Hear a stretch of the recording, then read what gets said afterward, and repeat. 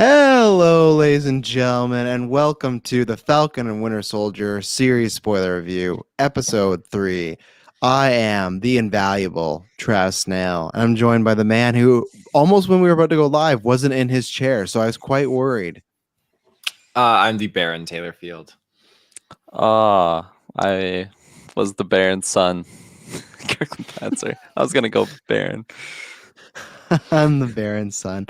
Yes, ladies and gentlemen, as always, this is our weekly review of the Disney Plus show, Falcon and the Winter Soldier. We're going to give our overall thoughts, and then we're going to get into spoilers. Taylor, where can they find us on the interwebs for all the goodies we provide the world?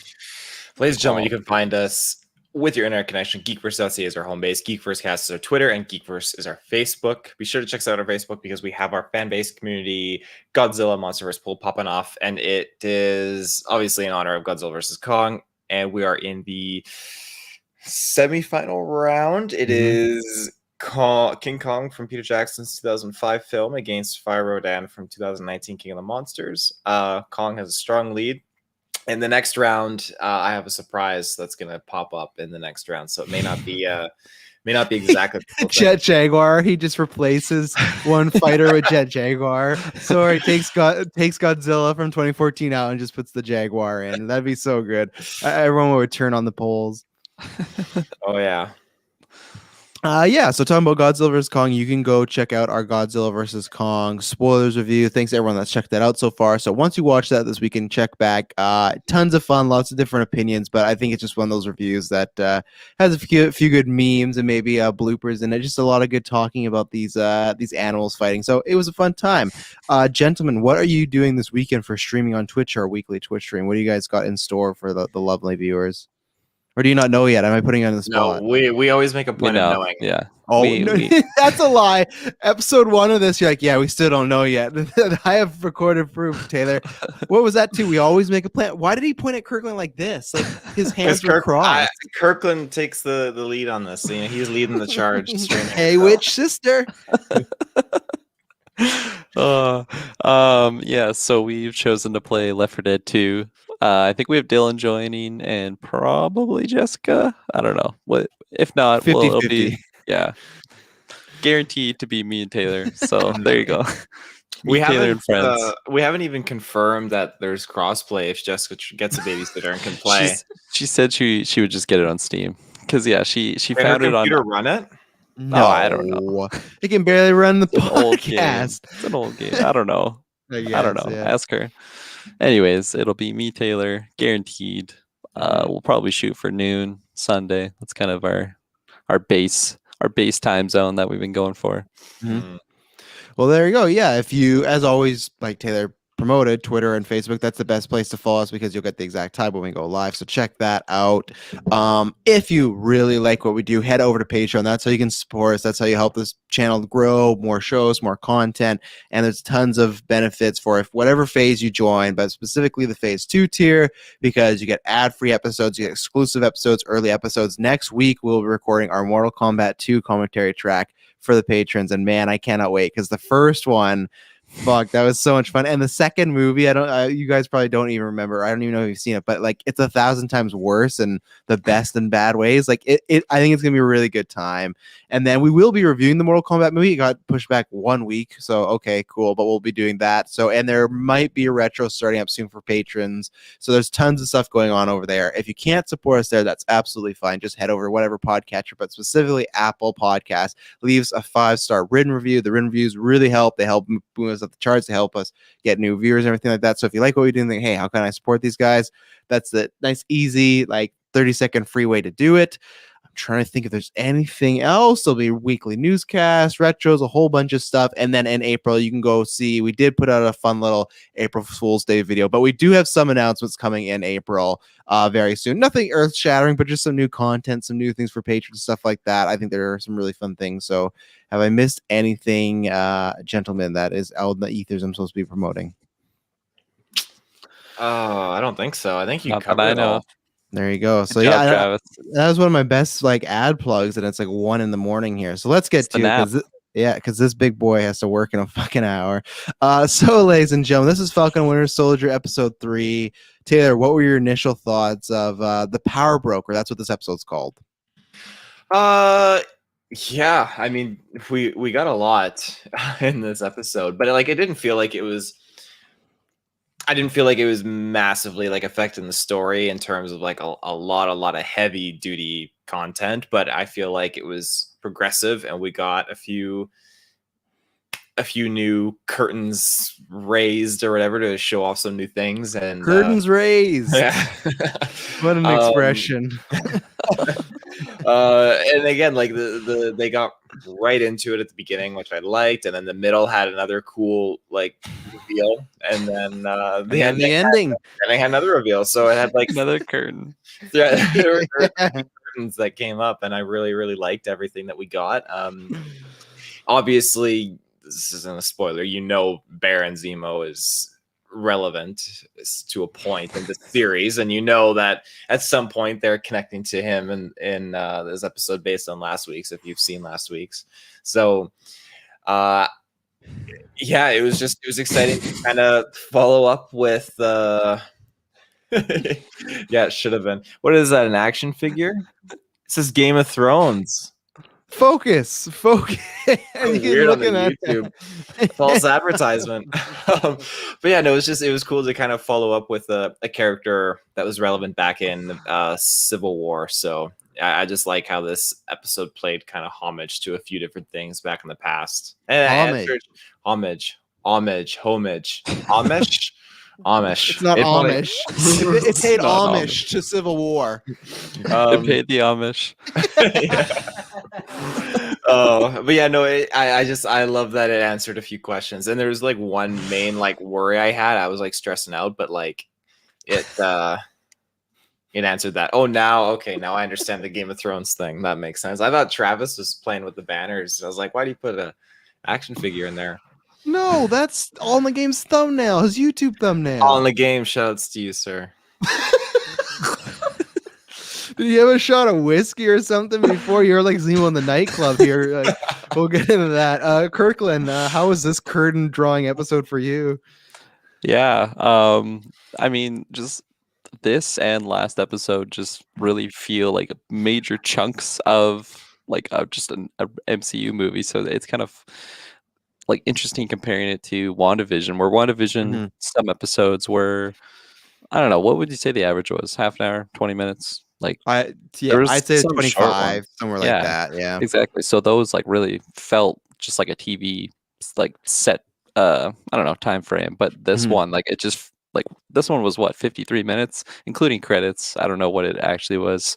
I think it's probably like 45, 46 minutes, like without credits. So pretty like that's like a regular hour drama episode if you were to have commercials in it, you know, like on TV or something, 44 minutes. So but like media episode. The difference between like a show like this and like what you just mentioned, a drama one, I feel like this was just so like action heavy, and there was like multiple like full length action scenes. I was actually quite impressed with like just the multiple, I don't know, all the choreography that was going on with the fight scenes and everything like this.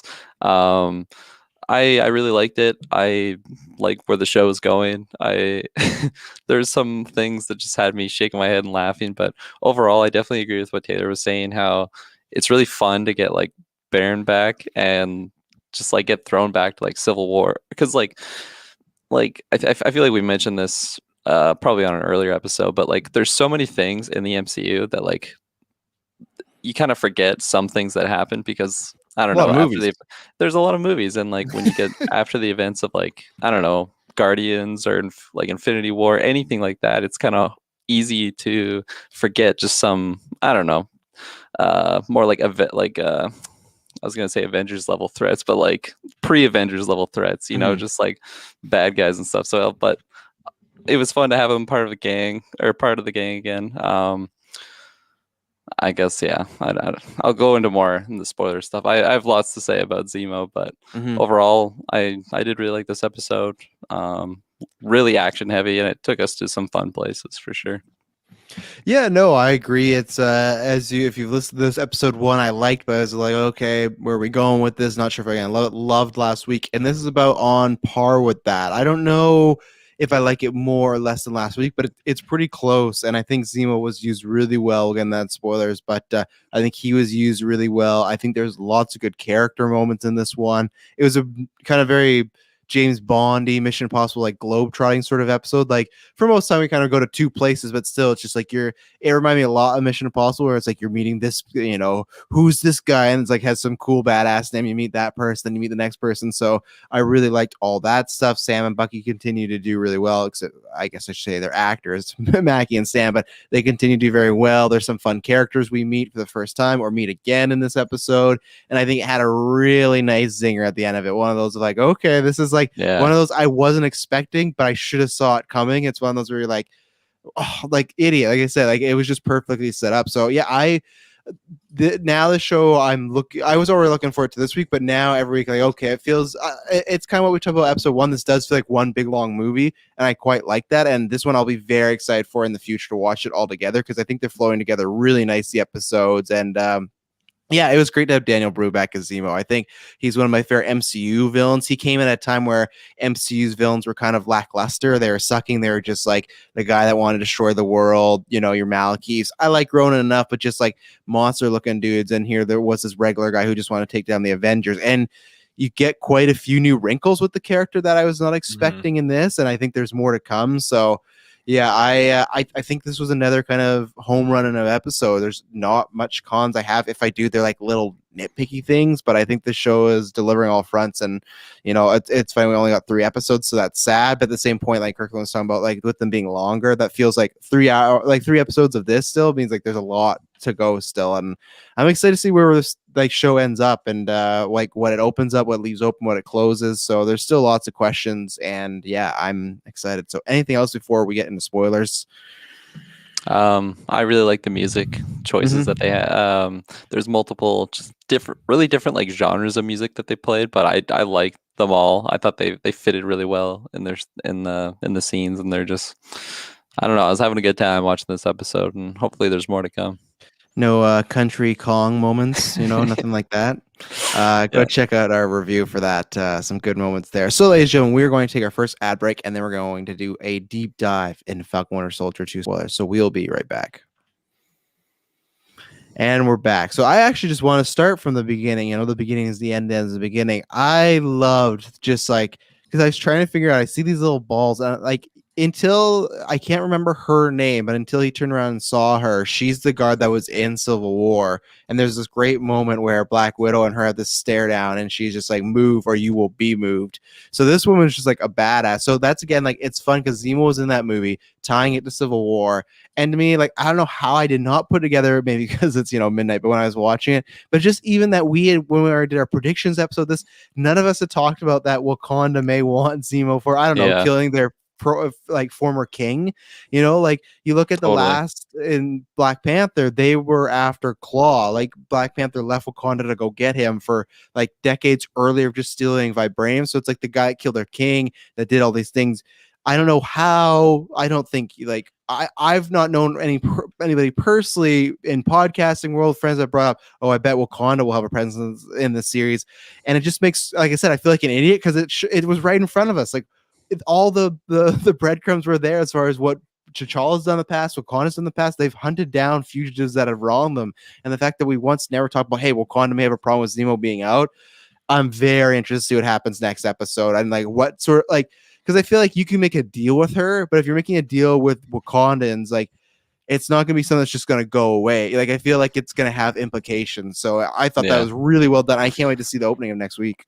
Yeah, no, I totally agree with you. I thought the ending was like, it had that like holy shit moment, and like I was saying in the non-spoiler section, like, because MCU is just so big now, like it's at a point where like they can bring back things from like just earlier parts of the MCU, and you're like, oh yeah, I remember that. And that's totally what I had in this situation. It's so funny because I was thinking the exact same thing. I'm like, why did I not see this coming with, especially, her being in Civil War. I just, I thought it was such an awesome end to this episode, because I don't know, after the first one, it was just like, okay, yeah, the show's out. I'm gonna be watching week to week, and then last week got me pretty excited with stuff that's happening. And I feel like it's just ramping up more and more. So it's pretty awesome. So Taylor, how did that play for you, and how do you think this is going to unfold? Because like I said, I feel like they can't just be like, "Oh, we're going to keep Zemo," and then okay, cool, and they're going to walk away. Like it's going to be interesting to see. Like, do you have any theories just right away as far as what could happen with the Wakandans now wanting Zemo? So I wasn't expecting Wakandan. For some reason, I was thinking it's gonna be Spider-Man. I don't know. What? I don't know why. And I know. Let's talk about that. Let's talk Toby. about. Hey, this isn't home. That's the whole introduction. Bucky's like, hey, I got this fucking guy. He says he's Spider-Man. He can shoot webs. He doesn't even need the web shooter coming out of his wrist, but like, what's the deal with it? Which actually I never thought about in Spider-Man No Way Home if they are in there. That's gonna be an interesting conversation because Tobey Maguire's Spider-Man is the only one that has the natural web fluid. Yeah. We didn't even think about that. Where the other two are gonna be like, "Fuck, I gotta build this machine." He's gonna be like, "Look at me, motherfuckers!" But like, so Toby, you thought? Why did you think Spider-Man was gonna be hanging out in No Way Home? I honestly, I have no answer. I just when I saw the little metal things, I was like, "Holy shit, Spider-Man!" Spider-Man! I was waiting for it to drop. When's he known for behind metal Bucky. things? I don't know. I just feel like we're off the charts. Little with these spider shows. eggs. Yeah. Like I I would've- I would have loved to, you know how there's like, well, I don't think Kirklin. I don't know if you've seen. Have you seen Inside Out, Kirklin? No, I haven't. You need to, but that's the one where it's like there's the 4 different people in the people's brain that Yeah, represent I their know what it thoughts and is, everything. I would have loved to seen those people in Taylor's head, like it's Spider-Man, here he comes, like and like what they got him to that point. So now that Like, it's not Spider, Well, no, Right. my mind was just like racing because it's like, okay, we're gonna get a cameo, and it's like racing, and the only thing I could have in my mind was Spider-Man. so the fact that you had Tom Holland in your mind, were you disappointed that was the Wakandan guard from Civil No, War? because I was still equally as shocked. I kind of felt Okay. like an idiot. Like, oh, it's those things, right? It makes sense now. Yeah. And then the music just to reinforce. It's Yeah. like, hey, idiots, you know who this person is. They play the Wakanda music and it's still Spider-Man. You're like, what? Like, this doesn't make any sense. But what do you feel going forward is going to happen now that they're there to claim Zemo? Well, I mean, it's one thing to have the Winter Soldier work with Zemo, and it's another thing to have an Avenger work with Zemo. But to have a Wakandan work with Zemo, that's going to be a little bit of a stretch. So I don't think they're going to be able to pull that off. I feel like, well, it's hard to say because like there's that scene in the trailer of Zemo like putting the mask on in the camera, but I feel like that's almost like a trailer exclusive scene. Could that be, they yeah, did. like the one that's on our thumbnail. That could just be like, hey, because- look at him in his cool purple mask. Yeah, and I only say that now because we got him using the mask. I won't say heavily, but in like a pretty big action scene where he was popping off. So I feel like that's already said and done. That scene of him putting the mask on in the trailer would be, I feel like that'd be a reveal scene, but we've already had the reveal scene. So him maybe going with Wakanda, I feel like that would work because it would kind of transition his story. It would keep him out of the arms of US agent or whatever. So I think I don't agent whatever. Yeah, I don't think you have the two of them ever connecting or crossing paths with each other. So I think going. I really Wakanda want that though. I really want US agent, or I guess John Walker and him to. John Walker, he wouldn't survive. He just. Wow, just calling it. Well, I think it'd be fun because, like, we'll get into it, but I think one of the best things Zemo's did in this episode was pushing everyone's button, all 3 of the main characters. So the fact of, like, I think he could be used as the final character to push John Walker over, like, a villain side if he was going that way, because he's going to bring up, like, he would. Look at you. Like, you're not you're not Cap. Like, I remember in Civil War, my favorite line is like, oh, they're wrong about you.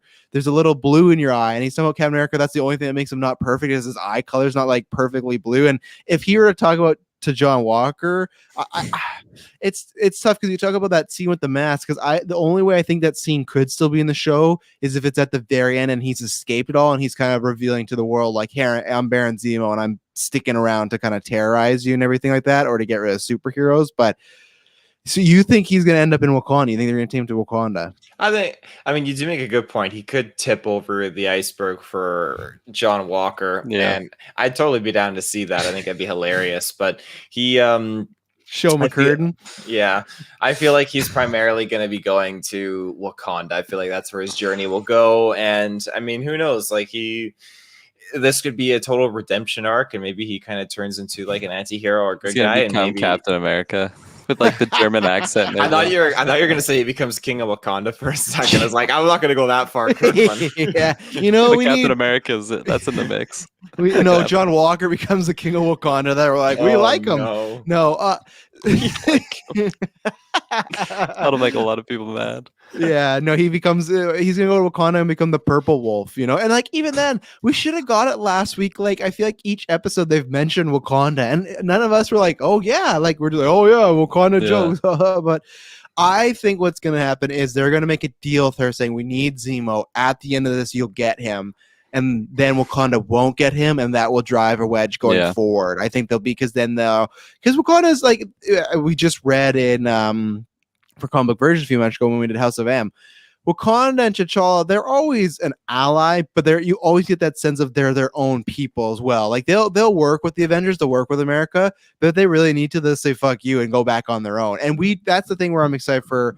Unfortunately, Black Panther 2. Yes, we don't have T'Challa and like that's with Chadwick Boseman, but I'm excited to see what did happen for the 5 years while he was gone as king. Because like I feel like a lot of things may have changed there, a lot of things being different. I don't know if that's for the better or worse. Probably for the worse, in my opinion. So I think they're gonna make a deal. Yeah, we'll give you him, you'll get him, and then when it doesn't happen, I think you'll see that character at the end just being like, okay, we're gonna remember this, and whether that plays forward into Black Panther 2 or I do think this show will get a season 2. I think it's being called Captain America and maybe Winter Soldier, or if he takes on a new name, which I think he should. I don't think he wants to be called the guy who like killed Tony Stark's parents. Like I think he could be the White Wolf or whatever, or Nomad or something. So I think we'll get another season of this. The show feels like that. So I feel like that could go have dividends paying going forward. Taylor, you had your ET finger up. Yeah, so you say like you feel like a lot's changed maybe for the worse in Wakanda while T'Challa's gone for 5 years. I don't think so at all, because if you ask me, like when he came back in Endgame, everything seemed good when his army came out.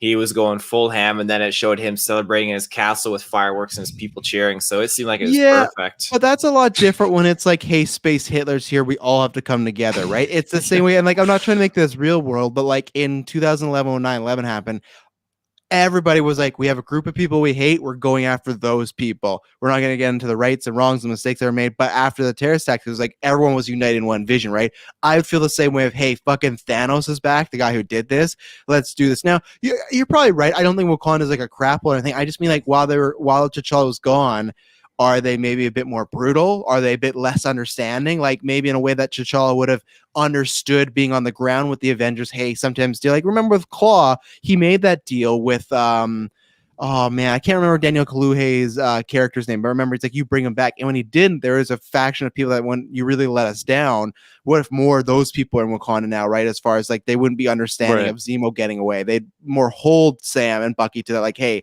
you let him go away, you really owe us now, or you're in big trouble as far as U.S. government. That's what I mean. Like, I don't think Wakanda's in crap. Just mean the politics of who's running it. We don't know.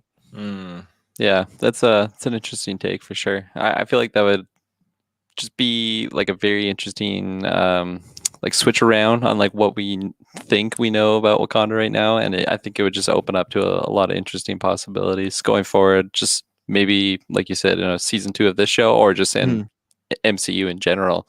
But yeah, I don't know. I feel like they're gonna have to have a John Walker Zemo like face to face at one point, and like I think they'll just have to have that. But I'm also like now really wanting, because like what Travis was just bringing up, how Baron Zemo was just like getting on everyone's nerves, and I loved him in this episode when he had like his big fur coat, and he's like, you never told us you were rich. He's like, dude, I'm a baron. Like, what? Come on now. Like, you remember? He's got, yeah. Like, I loved all the just almost like Bruce Wayne-esque like style he had, where it's just like a higher, like in higher living, and just I loved him, and yeah, I don't know. I yeah. Someone else take the mic. I agree with you, Kirklin. Like he honestly, like he's just stepping more and more in the shoes as being my MCU version of Grand Admiral Thrawn somehow. Like he is so Does like Thrawn dance like that in the nightclub? Oh, I haven't seen it yet, but I love that scene, how he's grooving and moving. So like don't get into trouble. Yeah. his charisma and how the party's popping off, and he's like honed in on the art, and he's just observing it and like ogling it, like, oh yeah. I can't wait for that, like Taylor. That's one step away from Toby, like. I cannot wait for that gift to go around, because that's gonna be. But yeah, Baron Zemo, the club, like it was very different.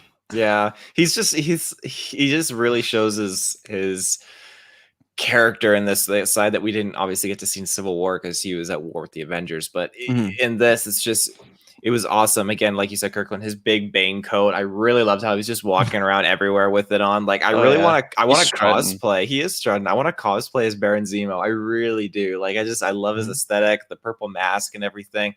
Just really, really loved how he looked. It was awesome. And when I had a hunch that he was going to shoot that scientist or do something to him. Oh yeah, the second that scientist was like, "I was a god," Zemo was like, "Fuck this dude." Oh my god, yeah.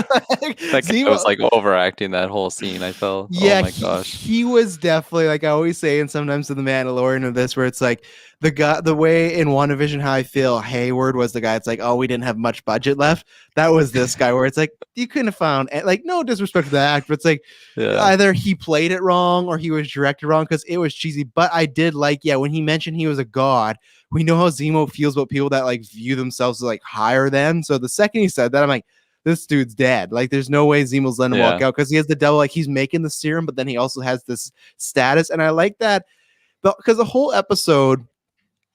Not that I was worried, but him at the dance club thing, that was very funny and whatnot. But he was very, like, I'll say he's almost lighthearted and a little jokingly as far as Zemo and everything, the whole episode. And I was like, okay, we know he has a dark side. We got like a tad bit of that with him in the jail cell with Bucky, but that wasn't as long a scene. I actually would have liked that a little longer for them to be talking. I like that he was saying rusted and longing, like all that stuff to try and see. Like, I love that he's like, those words don't work on me. He's like, oh, I just want to see how you react to them now. And it's like, oh man, he's so good at pushing buttons. But up until that point where he shot the guy, he was pretty, like I said, lighthearted, just kind of like a fun villain.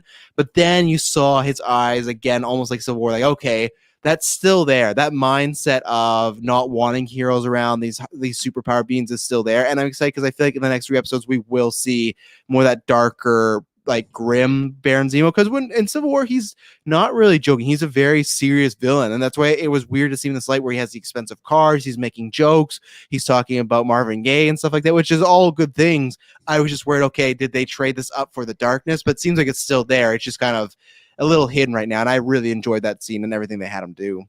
Yeah, I almost forgot that he had like a super dark side until he kind of leaves them in that little makeshift Batcave thing, and he puts on the mask, and just being like untrustworthy is when he just pops off on that poor doctor. But I'm really excited.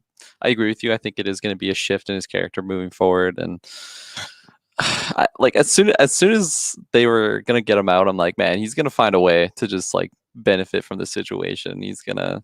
I loved how he kept just referring to Bucky as like the Winter Soldier, and like again, they're like he was acting for, to get into that pub in Madripoor,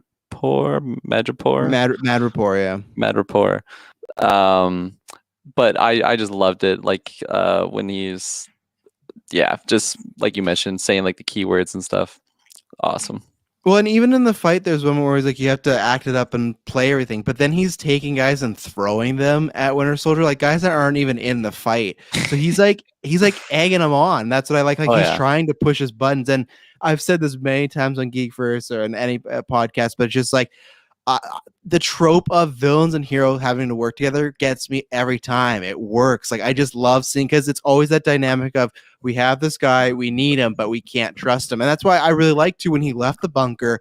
I hated the scene when like the bunker exploded and you saw him run out the door, and literally a split second Sam's like, has anyone seen Zemo? It's like, fuck, he just ran past you guys. Like, I know there's an explosion, but like all it took was like a little editing of like, you don't even need to show Zemo leave. Like, why did you seem like scurry? Like, just like, we haven't seen Zemo, but I like that that blew up. I'm like, okay, this is how Zemo runs away. This is how he separates from them. But no, he saved their ass. He came down with the mask. So it's like the same thing as far as that villain. Can we trust him? Can we not? that he could have used that opportunity to get away. He could have left them for dead and been gone on to whatever his new life could be. But no, he stuck around, obviously probably because there's a reason. Zemo always is a planner. But like, I like that he came, he had the mask, he shot everyone up, and then he saved them. So that thing of like, as the characters, they might trust him a little bit more because like he could have left us, but he didn't. Now, is that them actually? Is that Zemo being a bit more of an anti-hero and wanting to save them, or again, does Zemo have some ulterior motive? That's what I like about Zemo. I think you go either way because I have said I could see Zemo with a sort of redemption arc. I don't know who's going to get it, if it's him or John Walker. We'll talk about John Walker, but I really like that dynamic of, you know, that he's kind of all over the map right now. I think that's what we need because going to the next episode is like, okay, what's he going to do next? You know? Yeah, I'm leaning against him getting a redemption arc. I feel like I want to trust him, but then I'll get let down, and I don't want to go that route, so I'm just not going to trust him. But well, and I do think that I want a little explanation about the mask because, like, I'm happy it's comic, like, kind of comic accurate, it's cool. But when they went to like his little base, like, yeah, like you said, he's a baron, so he's rich now, and that's a good way to explain away some stuff easy, you know. And we didn't see much of that in Civil War. In Civil War, he's just a dude, but you can even explain, like, how did he get all of that done? Well, he had money at his disposal, right? He could just do with it. But when he opened up that car door and saw that mask, he, like, paused, right? So I don't need a whole episode, but I do want a little explanation of, okay, why is this mask important and what importance does it have going forward and why would he wear it? Not just, hey, we want him to look like the comic books now, here's a mask. Just because if it would have been that way, I think they could have found a way of, hey, just put that on some. But like he paused and looked at it. So I want to know what some semblance is, and I hope we get it. But I'm very interested to see where's I'm just,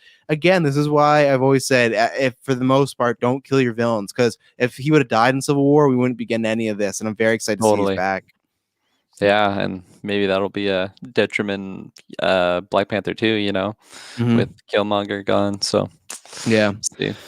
All in Game was talking about this line. They said Zemo's comment about other countries hovering over what was left of Sokovia was interesting. Could be a throwaway line, but also an Easter egg for Latveria. It could be. I got so excited I had to rewind. It wasn't Latveria, but there was Latvia.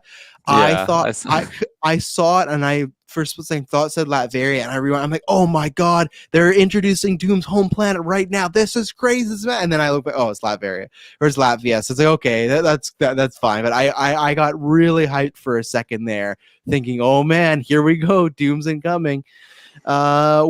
Taylor, start off. What do you think about Sharon Carter being back? She's back, and we get revealed that she's still on the run, and she's kind of like a criminal now, Matt Rapport. She's been on the run for at least 7 years, so it's a long time. It's a long time. Yeah.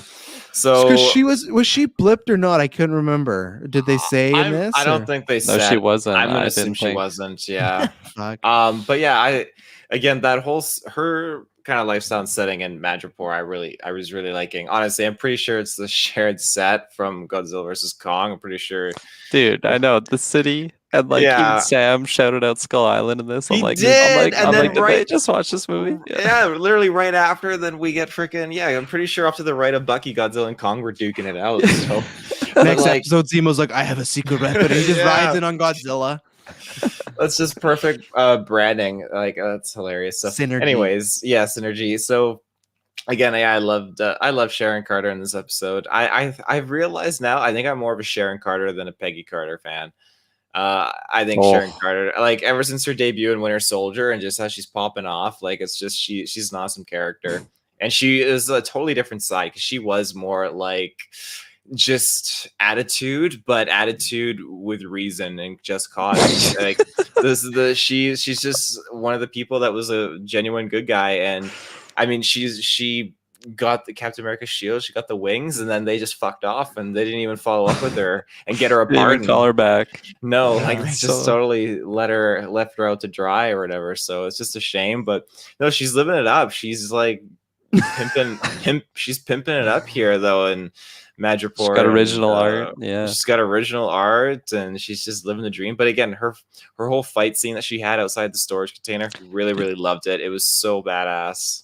That was so long. I felt like she was like in like a game of zombies, like Nazi zombies, and she's like the one person alive, just like absolutely. I swear to God, she took down like 25 people, and then it would go back to like Sam and Bucky, and they're just like slowly talking to this Yes. doctor, and then it would And- jump back to Sharon. She's like bleeding and just like kicking the shit out of like all these villains, like she's fucking Batman. I was just like, this is so like I feel like this was just way too long, and then it would keep jumping back and forth to Sam and Bucky. I'm gonna take our second ad break because I want to talk about how I hated Sam and Bucky in that moment, but we'll be right back. Yeah, so that moment, it did make Sharon look badass, but I think could have even edited a bit better, or even had two of them up there because it was cool to see her take on those guys. But in this moment, yeah, I hate them because like you guys are just fucking having conversation, and Sharon's like, any moment now gonna die, like any one bullet, one sniper, and it's done for. But they're like, so what were you? Where were you from? What happened after the blip? It's just like speed it fucking up, guys. Like Sharon's up there, like literally you can hear gunshots going up, and they're just like. She like told them too. It's like, guys, like they're here. Like multiple times. They told just them muted her. multiple times. They totally just muted her, took out the headset, like whatever. Like they're just used. And even at the end when Falcon's like, "Thanks, Sharon. Like I'll get back to you." I know Sharon's like, "Fuck you guys," you know. Like, and on one thing before I forget, I have to shout out Taylor saying she's aggravated with the reason. You sound like you're writing like Avril Lavigne album art or something like back in the day. Like, or no, you said attitude with the reason. That definitely is a cover of her. But yeah, I liked her in this episode. I could have used a little more. I thought like she felt very video gamey as far as she'd like have a scene, then she'd say something and then just walk out of the scene like a play. I was like, okay. And they talked a little bit how she's missing her family, hasn't spoken to her dad, stuff like that. So I hope we get that comeuppance near the finale that she gets reunited with her family. I feel like she could invite her dad out there. Who's going to track to her dad Madripoor? Yeah, she's obviously got it made and is a safe place of bodyguards. Just nobody has out. it made Madripoor. Remember fucking Selby who had a whole setup? She got fucking sniped in her own living room. She obviously didn't have a good enough setup because her hub was on top of a bar and she thought she was going to get the Winter Soldier. Like they've stressed like this is like a pirate-ridden, no crime, like crimes free, and you're like, yeah, Dad, you'll be fine. Actually, here. to counter that, Joe, she did have it made because as soon as she died, bounties went out, right? Like 1 billion bitcoins or whatever it was. Bitcoins, yeah, fuck. Like I guess that's having it made, but she's still dead. She still had a bullet wound in her heart, and she's done. Like that's not having it made. If you could just be sniped at any moment, yeah, I'm not bringing my pops over to like hang out for dinner. Put that window there, like Jesus, let's make it a little bit more secure, please. Yeah. She's down. Well, you know that shows Elvie. She got overzealous, but yeah, I like Sharon Carter, but I think I could have used a little more. I don't even think it's a nitpick. It's just if I had a critique, I'd use that because it just felt like she was literally just a drop in this episode. I don't know if I need her to be part of the full gang just because we don't know that much about her. But at the same point, maybe that's how I would have ended up liking her a bit more as these shows could flesh out. She may be back, but I just thought we would get a little bit more. And by the end of this episode, her kind of already being out of the adventure seemingly, it was like, oh, okay. That's it. Okay, it's fine. So I liked what we got. Could use a little more. Kirklin, where were you on Sharon Carter? And she's a hustler now, you know? Yeah, I mean, it like just her being in Madripoor and all that stuff. I really liked it. Just aesthetically, the city was pleasing. Go check out the Godzilla review where I reviewed the awesome city. What are you laughing at?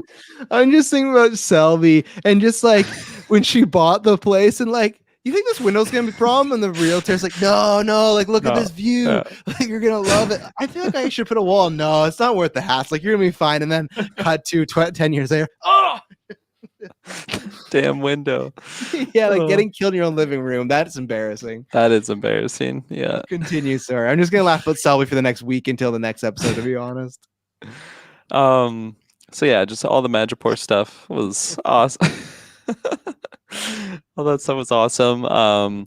As for Sharon, I definitely agree with Travis. I think going into it, I was just expecting her to become part of the gang, and I'm not like mad that she was just dropped in and then kind of left, but I totally agree with you, Travis. Like she was totally like a video game character. Like she just pops in, has some dialogue. It's like, oh, I remember you, and then she just is a badass, and then she's just gone. It's like you go off to the next level. It's just I don't know. She'll call you in an hour. Hey, I got some suits. You want like a NPC character would like meet me in the alley and let's talk. You know, like that's what it felt like. Where it was just she's like a side mission now. Yeah. So Yeah, exactly. I agree with you. I hope we I mean, they'll probably touch upon her meeting up with her parents or whatever. Like that'll be like kind of a finale type thing. But I'm curious if that's just how she, I don't know, her story ends. Like she just goes to live with her family, or it's like, oh, thanks for helping me out, guys. I would love to, I owe you one, or like They I never don't know. call her. Yeah. They're like, hey, we didn't get Zemo Wakanda, but we'll give you Sharon Carter, and they like send her to Wakanda. She's like, I don't want this. Like, I have a setup there, and like, well, you gotta go. That's Can you the only imagine? way. That's the only way you can get a pardon is if you live in Wakanda for a year. Can you imagine if they just never are able to pardon her? And then it's literally like the exact same situation where she helped them out and they just never get back to her. And she's just living in Sorry, I meant to Mandalore for phone. another 7 years. Yeah. I meant to call, but a lot of stuff happened. They called me Captain America, and I was like, shit. I bet though. I think I figured it out. So remember how when John Walker he got Bucky out of his therapy, was just like, I'm Captain America. Look what I can do. I bet if Sam becomes Captain America at the end of the series, that will be his first thing is to pardon Sharon Carter. I bet that's what's going to happen. They're going to tie it back. So it's not even just the government doing it. It's him throwing her a bone. Like, see, I didn't forget. And that's my prediction. That's what's going to happen. Or I'll He locks her up. He just shows completely up. forgets about her, and then the next season she becomes like the new freedom fighter. Like she has her own mask, and I'm bringing down Captain America. Attitude with reason. That's her group. Attitude with reason. For a second, I'm not jumping on this prediction. I'm not doing trash totally so, but I was wondering if she was the power broker. Because at the end, when she got in that car with whoever her assistant was, like she's like, things changed, like we got to talk, and then they just cut. That was very strange. It wasn't just her getting picked up. So I don't know if she's the power broker, but she could have some other stuff going on because like she essentially is like a criminal now. Like that's what she says. She's hustling, but that's like the Disney Plus way to say like she's stealing money, she's breaking necks, cashing checks, that sort of saying. Like she's doing potentially bad stuff. So I don't think she's like murdering people like on purpose, but I don't think she's the power broker, but I don't think it's out of play. And it's funny, this episode was called The Power Broker. I thought for sure we get the reveal of who the power broker was. I'm not saying it's gonna be fucking Mephisto where it's a character we know. I think it'll just be literally the power broker with a new actor playing it as like some sort of villain. Maybe he or she'll go forward. But this episode was called that. We didn't get it revealed, so I was surprised by that. But something was up with her getting in that car. Something's not all there. Especially like what you just mentioned, how we didn't get a reveal for the power broker, even though this episode was titled The Power Broker, and we did get a reveal of a new character, and that was Sharon. So, she like you said, she was doing some tomfoolery at the end of this episode. It was a little suspicious, but I you might not be wrong. I don't know. It could be possible. 7 years. Do a lot to you. Yeah, living in an old pirate town. I loved how it was just like, it was a pirate town from the 1800s, and then they go there. It's like fucking Neo Tokyo. I was expecting pirate ships and shacks and stuff. Pirate ships. That's how they still get around as pirate ships, and that like they still pay in like gold coins. Like it's like the fucking Witcher. The shillings. Yeah. 12 shillings for a drink, madam. Yeah. Taylor, what do you think? Do you think there's any chance of Sharon being the power broker? If not, why do you think? What was the thing at the end? Was that just something that I'm reading into, or was there some setup there of like she's up to no good? I think there's a chance she could be the power broker because honestly, like she's got the ins and outs of this city. Like she's, in my opinion, and we haven't seen much of Madripoor, but it just looks like she's got like the best suite. Yeah, no windows in her living room. Yeah, no windows, and she's got like the best, like the most like legit looking security force, I would say too, because all the other security forces that people had, like Selby had, was just like looked like goons and bounty hunters, so nothing like grand. I honestly thought it was Sharon that killed her at first because she like was shooting out the window very similarly to like the way that Selby got assassinated. I think it was her that killed her. It was her. Oh, okay. Yeah, that could be another setup why she's power broker, taking out competition or something. Yeah. Okay. Yeah. Okay. Yeah. For some reason, I thought it was two different. It was Spider-Man. I'm like the city. Yeah. It was Peter Parker. Just in matter for the sniper. Just taking out Selby. Where were you, Pete? I was committing murder this weekend. And then Jay, what's up? You want to go on that date? I was in Madripoor. Yeah. Here's my shillings. My shillings. I do want to pinpoint. I guess because I have nothing else. Do you guys have anything else to add on Sharon? No, I think we'll see her again though. I hope. If we don't, that'll be a yeah. con for me on finale night. If they just never mention her again, it's like, oh, okay. Yeah, no, I agree. I think we'll see her again. So where I want to steer the conversation. So I want to talk on Anthony Mackie, just how he portrayed Falcon in this whole Madripoor scene. Because again, I loved him when he was like talking about how he was like Tiger King or whatever he was, and like when the smiling tiger, the smiling tiger. That's it. So yeah, Tiger King. When he went into the bar and he's just trying to play the character, and he has to drink like the snake intestine booze that was gross, and he's like. And he just does it. That was great. And then it's good. Yeah, it's good. That whole scene, like leading up to where I felt so uncomfortable when he got the phone call from his sister and how he's like playing it off like she's like out the bank and he's like, well, I'll kill the banker. Like I could kill him. Yeah, like I could just imagine just Baron just thinking this is so stupid. Like this fucking guy. But Anthony Mackie delivered that. 100%. I love to when they're getting chased at one point. He's like, I can't run on these heels. Yeah. Like, yeah, that was all humor that worked for me. If we talk about last episode where like some of it was like hit or miss, all the stuff he did like undercover was fantastic. Yeah, him drinking that steak drink, just like, like he's just, but like Baron just like, gotta stay in character. We're all gonna stay in character. No, there was great humor. And Zemo's just like, that's your favorite. Like, yeah. It's like, oh, awesome. Yeah, I love that as well. It was all hilarious for me. Yeah, no, that really worked for me. Flag Smashers, we got a little bit more of them. We got a bit more of their motivation through the cheesy doctor, and they talk about they stole the serum and stuff like that. And then I think they did a good thing as far as at the end of the episode, they show them doing the Robin Hood thing where they're like stealing goods and stuff that have just been sitting there for people, and they're going to dish them out. But then she just murdered them all, and the guy's like, hey, like, you killed them? And she's like, yeah, that's the only language they understand. So I like in this episode, we kept getting both things as far as like, I feel like last episode, they were really hitting the sympathetic thing of showing like, okay, maybe they are misunderstood. Yeah. And they might be that way, but then to end the episode of her just like executing all these guards who at the end they're like, okay, yeah, like maybe we're keeping some goods away, but those were likely guys just following orders, you know, they were just like working the day shift, like here, stay here, and she blew them all up. So I like that again, that they're villains that they're not just one-dimensional. They're not just, hey, we're full-on good guys and people don't get us, or we're just bad guys that do things. Literally, we had an act of two things, an act of kindness going to help out people in need, but then also she killed those people when she did not. And that also shows that she's willing to go far. She's a lot like kind of, I'm not going to use the word evil, but a lot more sinister as far as her means. It just, I liked what they did here. We didn't see much of them, but I liked it. Mm-hmm. Yeah, no, I totally agree with you.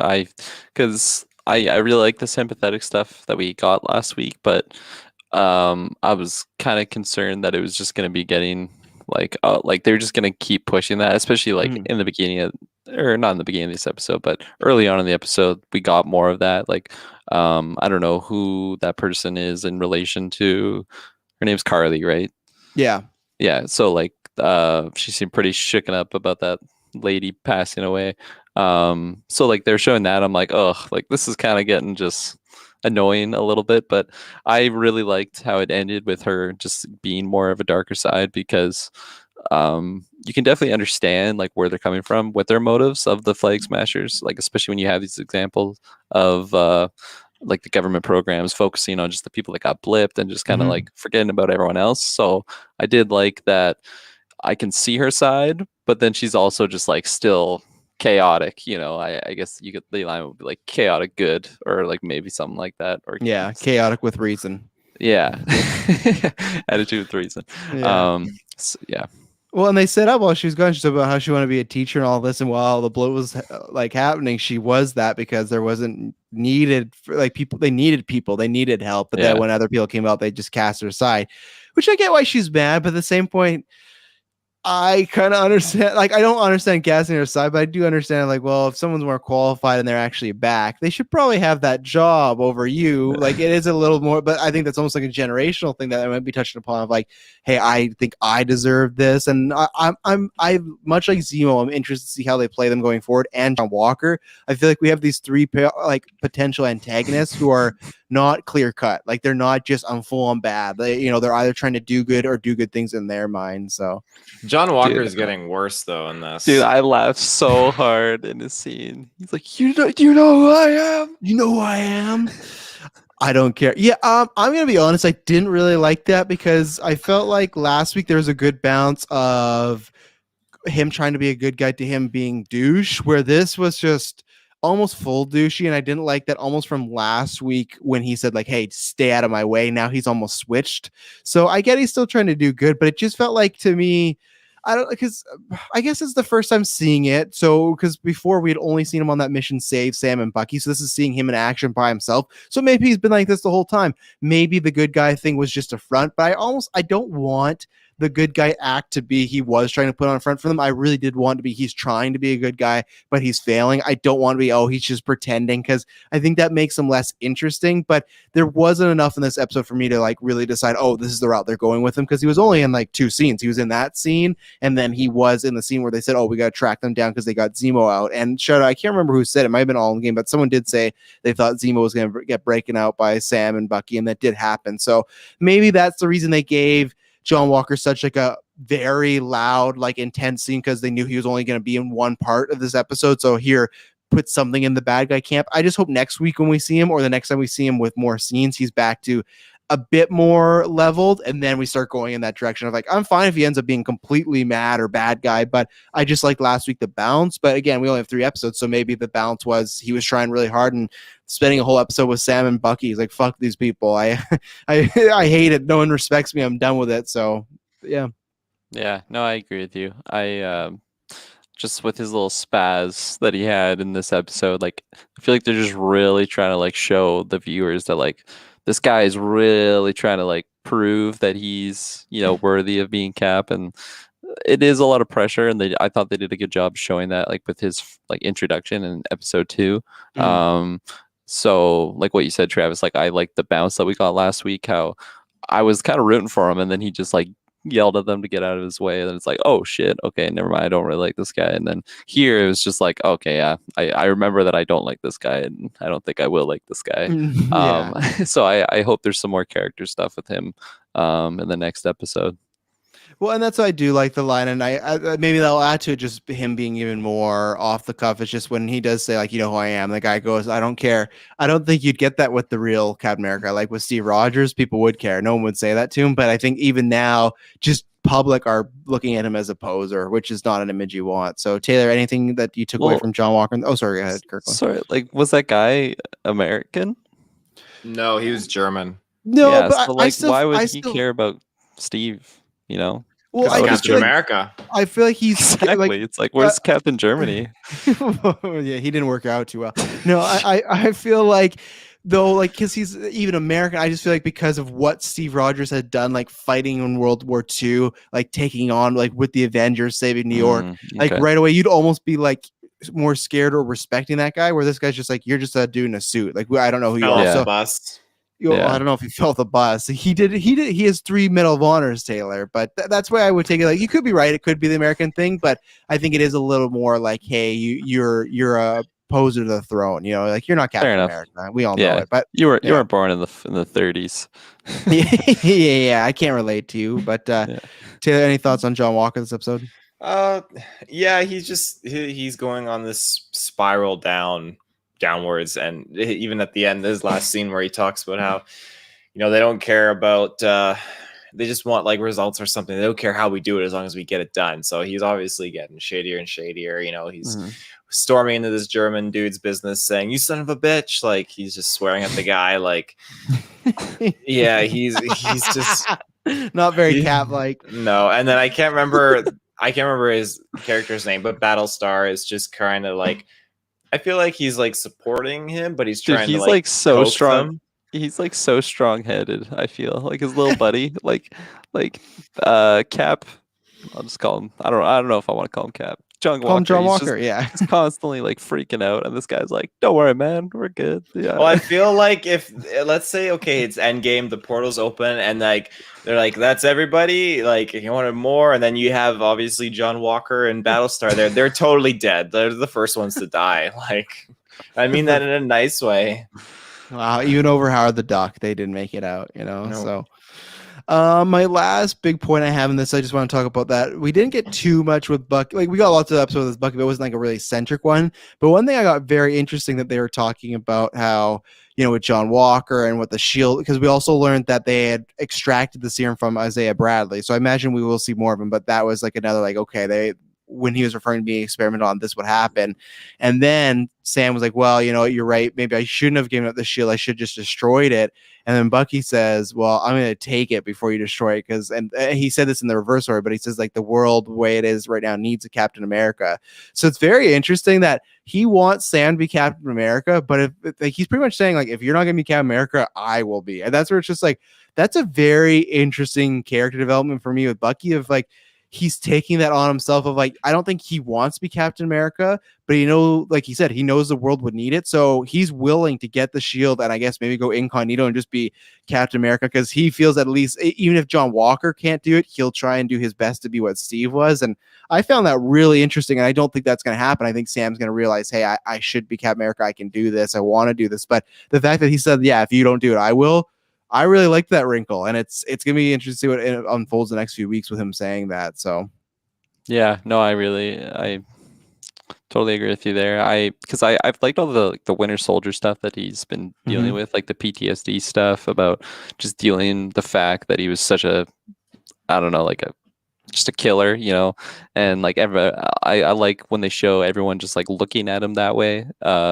Because he's ashamed of it, and I like that we were playing along those lines. And now, like you just mentioned, when he brings up the fact that like, Sam, if you're not going to do this, like I will have to, take up the mantle of Captain America, and like that would just be such an interesting shift in his character because he would be forced to, I don't know, like step up mentally and just like, oh yeah, that's a lot of therapy sessions. Oh yeah, no, exactly. He would have to be doing double the sessions, but yeah, I totally agree with you. I love that line, and because I was kind of expecting some sort of dynamic like this going into the show of like Sam and Bucky, like which one of them is going to be the Captain America. Like obviously with how Endgame ended with like the focus kind of being on Sam, I still thought, because I think it was you that told me like Winter Soldier was Captain America at one point. Yeah, he had the very first one when the Cap gave the shield. It was Winter Soldier. Yeah, there you go. So like going into the show, I thought they'd be playing along like something like that of like who is actually going to be Captain America, but now we're actually starting like he said it himself. So I'm excited to see where that leads. Mm-hmm. My last few notes here that I have just quick shout outs. I like that there's one moment where when they're talking about going to talk to Zemo, Buck is like, he's an Avenger. You know how he feels about that, talking about Sam not going to talk to him. I liked that. I loved the music conversation they had on the plane, everything like that. When Zemo was like, Trouble Man, it captures the African American experience. And like, Falcon's like, he's so out of line right now, but he's right. And like that whole talk of like Bucky being like, I like Marvin Gaye, like just saying like I like the music, but not as much as these two. That was fun. I was also good as like establishing Zemo as like a bit comedic, because then once he gets darker later on, like I said, I think it worked. But I loved all that stuff on the plane. I think that really worked the comedy wise. I think all the comedy in this episode was really well done in real time, or timed out well. Yeah, no, that was awesome. Oh, go ahead. Okay, I was gonna say the Winter Soldier theme being back when he fought. I like that we've gone that a few times, just like those gears and the music, everything like that. We already talked about Zemo dancing. I love the line of when we first met Sharon Carter, they take her back, and Bucky's like, she's kind of awful now, and just like talking about, because she's just like, she like laughs at one point, like Bucky says like something very serious, and she just kind of laughs, and it's like, okay, well, that's Attitude not great. with cause.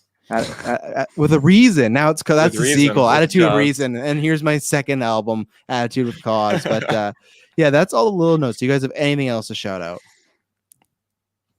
Taylor does. I do. Okay. Yeah, the scene where Bucky had to kind of get back into the mindset of the Winter Soldier in Madripoor was just awesome. Again, when Baron Zemo was just pushing and shoving guys towards him, and he just went full on Winter Soldier mode. And like, again, I like him as the White Wolf now, but he's just his two characters, Winter Soldier and White Wolf. Like, he just delivers as both characters. It was crazy to see. And I want to touch upon too when Baron Zemo pokes out. I can't remember the chap's name, but he just comments on the main name that we learned. There's a lot of PTSD resonating with Bucky from the first episode. And when he says that, but just Bucky loses it a little bit. I love that scene. And Nakajama or whatever. I can't remember, but yeah, he took the guy's book. Could he just pickpocket that off of Bucky? Is that what we're assuming? Yeah. That's pretty impressive. And that I wanted him to ask why his name's in there though, because Brent from Check Out Marvel Alliance, he replaced me, and he's a great co-host and a great guy. But he had brought up when the first episode that you have in the book H.Zemo, so and his name is Helmut Zemo. So, but that book is for making amends. Why would he feel like he needs to make amends with Zemo? And my point I put to him and Chris is I think his amends with Zemo is differently, and I think it's more like I need to execute and kill Zemo instead of like I need to apologize and be sorry, because he doesn't have to be sorry for it. Zemo's the one that took him over and fucked his life up. So it's interesting his name's in that book, and I think Zemo will bring that up and said, hey, I noticed my name's in that book. And that's where I think Bucky's going to go, yeah, it is in that book. And then because there's that shot in the trailer from months ago where I think there's a gunpoint of Zemo and it's with Soldier holding it. I think Winter Soldier, White Wolf will choose not to kill him, but I think there's going to be a moment where he's going to think that I should just execute Baron Zemo, and maybe we'll get that. Maybe it's just like to get over the fact, that PTSD that he was fighting with, like he has to almost like forgive Zemo, well, it's kind of cheesy that way, but I definitely agree with you. I don't think he will end up killing him, because I feel like that'll be a big character like crossroads. It's like, do you want to still be a killer, or do you want to not?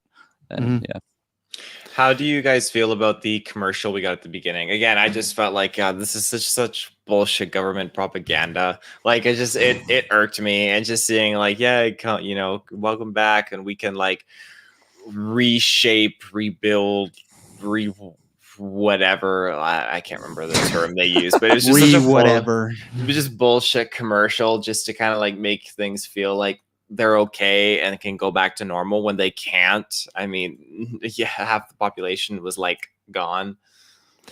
It felt like what we kind of get, even in just like even if it's a fucking Cialis commercial, it feels like just so fake. So, but I think that was perfect. It feels exactly what we'd be getting in our world. So I really enjoyed that. Yeah, I really like that too, because it just I feel like it's just more and more world building, in this MCU. They've been doing it for 23 plus movies, plus now we're in series. But I just love that, because they're just touching upon like post blip and like what that would be like in a normal world. Like we would totally be getting we would totally be getting commercials like that.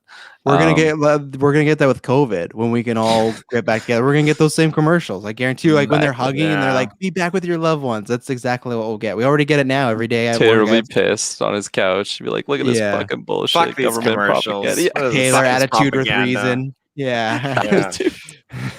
But like I already get that every day I get an email. We're all in this together. It's like, yeah, I guess we are. Like we definitely are, but sometimes it doesn't feel like that. But yeah, so I thought it was. No, we're not.